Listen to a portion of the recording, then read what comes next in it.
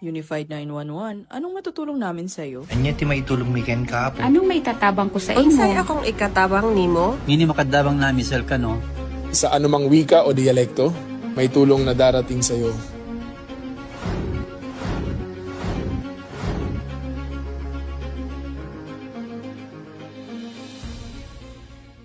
Lilingkod sa bawat Pilipino at magbibigay ng tamang impormasyon para sa tahimik at maayos na Pilipinas. Police News Network, alagad ng batas, tagapagtaguyod ng balitang pulis, sandigan ng mamamayan, patnubay ng katotohanan. Kampo Krame, maghahatid ng pinakahuling kaganapan at nagbabagang balita. Ito ang PNN Police News Network. At ngayon, ang inyong mga tagapagbalita. Magandang araw, Bagong Pilipinas. Ako ang inyong alagad ng batas, tagataguyod ng Balitang Pulis. Patrolwoman Jenny Midolor Mabayaw mula sa Eastern Police District ng NCRPO. Maghahatid sa inyo ng tamang balita, kwento ng pulis at serbisyo para sa mamamayan. At ito ang PNP News Online, ang pangunahing balita ng Police News Network. Alagad ng batas, tagataguyod ng Balitang Pulis.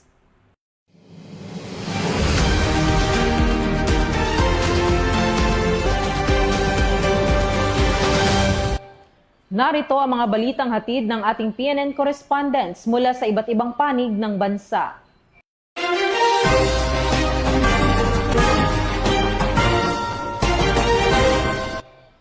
Nakibahagi ang Police Regional Office 10 sa pagdiriwang ng ika-31st Police Community Relations Month bilang pagpapakita ng patuloy na pagpapalakas ng ugnayan sa komunidad at pagsusulong ng aktibong pakikipagtulungan ng mamamayan sa pagpapanatili ng kapayapaan at kaayusan sa komunidad. Patrolwoman Jane Ross Bohol sa detalye. Pormal nang sinimulan ng Police Regional Office 10 ang pagdiriwang ng ika-31 Police Community Relations o PCR Month sa pamamagitan ng sabayang kick-off ceremonies sa lahat ng Provincial Police Offices at City Police Offices sa Northern Mindanao nitong Hulyo 6, 2026. Tinagurian ang buong buwan ng Hulyo bilang PCR Month.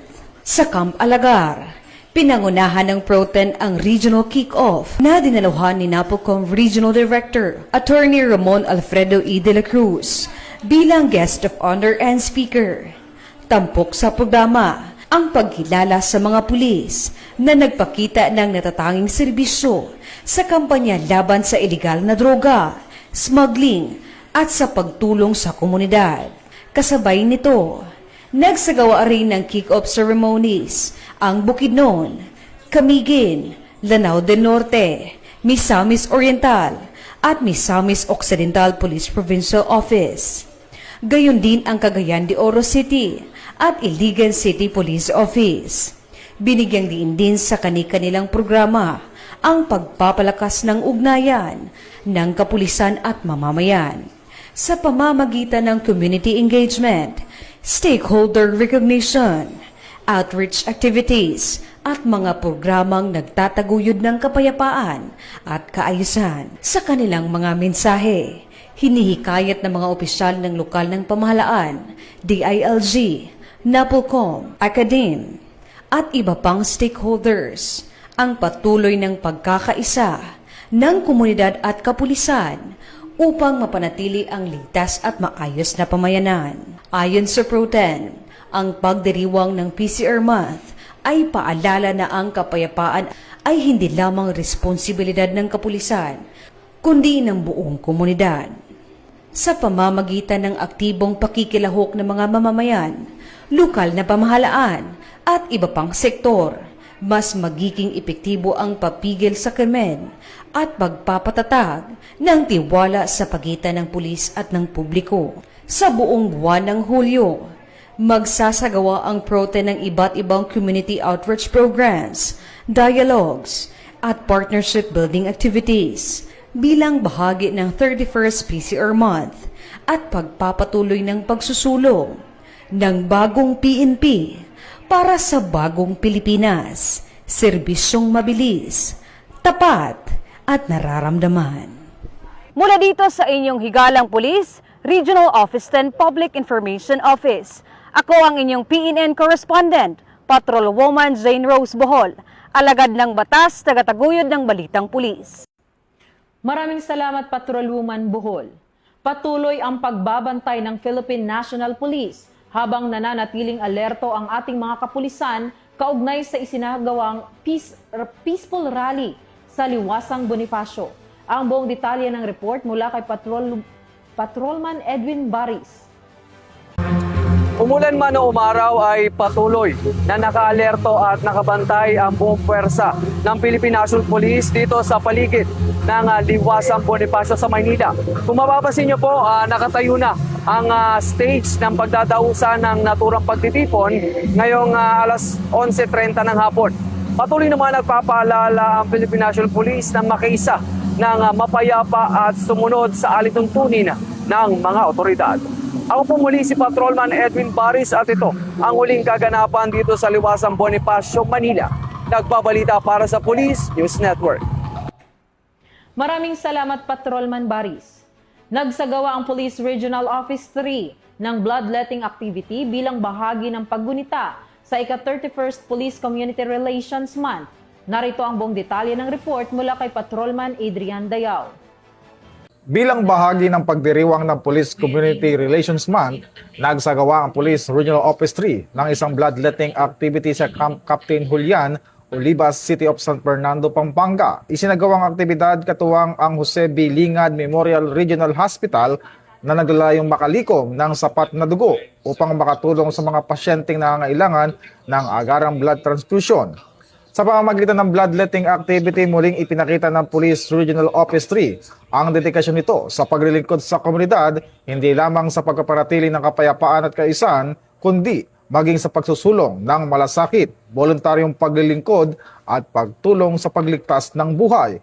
Ito ang patunay na sa ilalim ng bagong PNP para sa bagong Pilipinas, patuloy na isinusulong ng kapulisan ang serbisyong mabilis, tapat at nararamdaman. Mula po dito sa tanggapan ng Pambansang Pulisya ng Pilipinas, ako po si Patrolman Adrian Dayao nagpabalita para sa Police News Network, alagad ng para sa tagataguyod ng Balitang Pulis.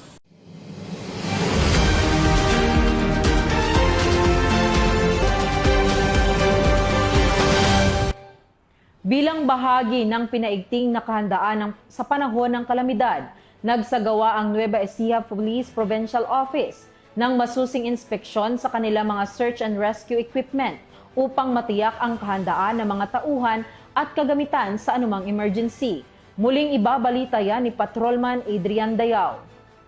Ipinakita ng Nueva Ecija Police Provincial Office ang kahandaan nito sa pagtugon sa mga sakuna sa pamamagitan ng inspeksyon ng search and rescue equipment na isinagawa sa Camp General Mariano N. Lanera sa Cabanatuan City. Pinangunahan ni Police Colonel Richie R. Clarabal, Provincial Director ng Nueva Ecija Police Provincial Office, ang aktibidad na layuning tiyakin ang kahandaan at maayos na kondisyon ng search and rescue equipment at personnel na maaring i-deploy sa oras ng emergency at kalamidad. Kabilang sa mga sinuri ang mga SAR boxes na may medical at emergency rescue supply, life-saving equipment, communication devices, at mobility asset. Sa kanyang mensahe, sinabi ni Police Colonel Clarabal, ang paghahanda sa sakuna ay hindi lamang isang obligasyon kundi isang pagpapakita ng tunay na malasakit sa kaligtasan ng komunidad. Hinihikayat din niya ang lahat ng personnel na tiyaking laging nasa maayos na kondisyon, pati na ang kanilang kagamitan, updated ang disaster response plan, at matatag ang koordinasyon sa mga lokal na pamahalaan at disaster management offices. Mula po dito sa tanggapan ng Pambansang Pulisya ng Pilipinas, ako po si Patrolman Adrian Dayao nagpabalita para sa Police News Network, alagad ng para sa tagataguyod ng Balitang Pulis.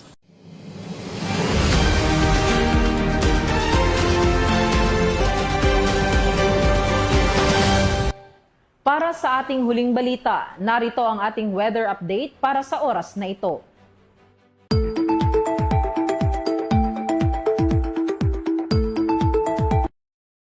Nanatiling nakakaapekto ang southwest monsoon o habagat sa malaking bahagi ng bansa.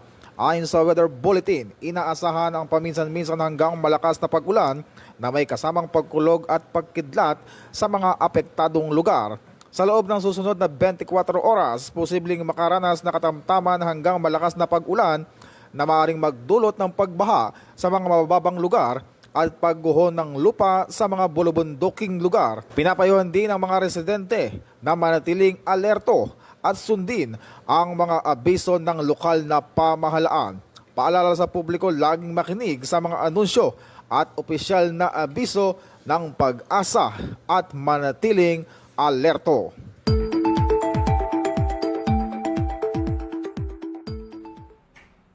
At yan ang mga balitang nakalap ng ating PNN correspondents mula Luzon, Visayas at Mindanao. Para sa mas malawak at mabilis na ulat ng mga balita, i-like, follow and share kami sa aming Facebook account ng Police News Network at sa Twitter account para sa mga real-time updates at YouTube channel para sa mga live stream at replays. Manatiling mapagmatyag at laging alamin ang totoo. Sa ngalan ng pamunuan ng Philippine National Police sa pangunguna ni Chief PNP Police General Jose Melencio Nartates Jr. at sa pamumuno ni President Ferdinand Bongbong Marcos Jr., kami ay maglilingkod sa bawat Pilipino at magbibigay ng tama at balansing balita. Mula rito sa tanggapan ng tagapag-ugnay ng Pambansang Pulisya, ako ay inyong alagad ng batas, tagataguyod ng Balitang Pulis, Patrolwoman Jenny Dolor Mabaya mula sa Eastern Police District ng NCRPO. Maghahatid ng tamang balita, kwento ng pulis at serbisyo para sa mamamayan. At ito ang PNP News Online, ang pangunahing balita ng Police News Network. At ito ang bagong PNP para sa bagong Pilipinas, serbisyong mabilis, tapat at nararamdaman.